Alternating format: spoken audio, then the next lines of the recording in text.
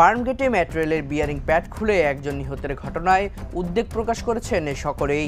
অনেকেই জানেন না এই বিয়ারিং প্যাড কি ও এটি মেট্রোতে কি কাজে ব্যবহৃত হয়, কেন এই বিয়ারিং প্যাড খুলে পড়লো এবং এটি কেন মৃত্যুর কারণ হয়ে দাঁড়ালো সেটি এখন জানাবো।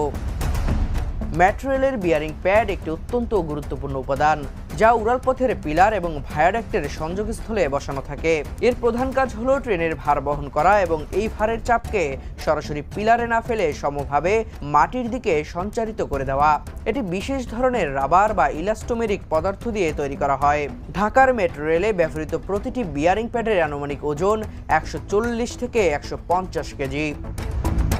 উঁচু সেতু বা উড়াল সড়ক নির্মাণের ক্ষেত্রে যে কয়েকটি কাঠামোগত উপাদান অত্যন্ত জরুরি, তার মধ্যে অন্যতম হলো বিয়ারিং প্যাড।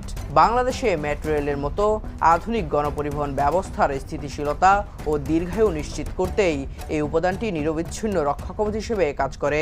পিলারের উপর ভায়াডাক্ট বা রেললাইন বসানোর এই প্রক্রিয়াকে মসৃণ বা নিরাপদ রাখার কারিগর এই প্যাড। বিয়ারিং প্যাডের মূল কাজ দুটি: ভার বহন ও ভার সঞ্চালন।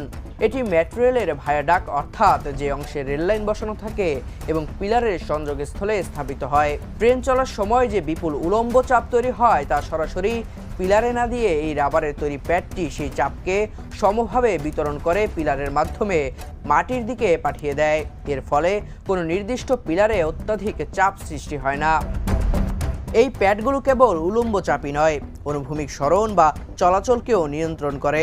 মেট্রো রেল যখন দ্রুত গতিতে চলে বা বাঁক নেয়, তখন ভায়াডাক্টে প্রসারণ, সংকোচন এবং সামান্য পার্শ্ব নড়াচড়া দেখা যায়। এই নড়াচড়া সাধারণত তাপমাত্রা পরিবর্তন বা ট্রেনের গতির কারণে ঘটে। বিয়ারিং প্যাড তার স্থিতিস্থাপকতার গুণে এই নড়াচড়াকে শোষণ করে নেয়, যাতে ভায়াডাক্ট ও পিলারের কাঠামোতে কোনো ফাটল বা স্থায়ী ক্ষতি না হয়। এছাড়া ভূমিকম্পের মতো প্রাকৃতিক দুর্যোগের সময় এই প্যাডগুলো বিশেষ ভূমিকা রাখে। একটি স্থিতিস্থাপক উপাদান হিসেবে এটি ভূকম্পনজনিত ধাক্কা বা সরণকে আংশিকভাবে হজম করে নেয়। এটি ভায়াডাক্টকে পিলারের ওপর থেকে সরে যাওয়া বা ভেঙে পড়া থেকে রক্ষা করার মাধ্যমে কাঠামোর সুরক্ষা নিশ্চিত করে।